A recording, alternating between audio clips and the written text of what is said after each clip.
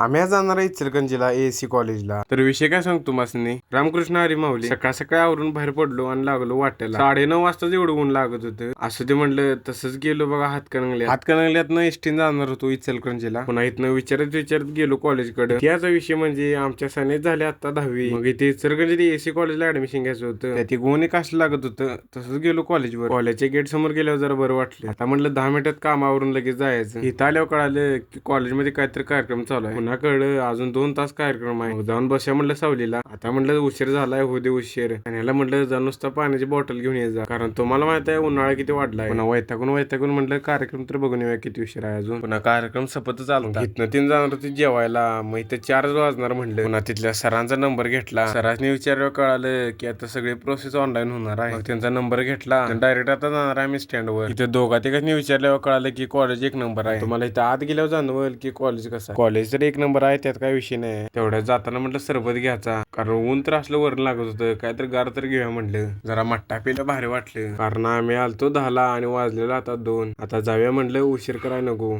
तिथनं आम्ही डायरेक्ट गेलो इचलकरंजीच्या स्टँडवर. एसटी ते किती लागते चौकशी केली. तेवढ्यातच एक अर्ध्या पाऊण तासाने एसटी आली. गर्दी एवढी होती नुसता एकामेकाला ढकला लागल्यात. वर बी कोण चढना, नुसता मध्ये अडकून बसला. तेवढ्यात पोचलो हातकणंगल्यात. गाडी काढली आणि लागलो वाटला. आता सगळ्यात पहिला म्हणजे पेट्रोल टाकायचं होतं गाडीत. गाडीचं टोपणच बसना. पुन्हा टोपण कस तर बसवलं आणि लागलो वाटायला. आता इथनं जाणार आहे घरला. भेटूया मग पुढच्या व्हिडिओ.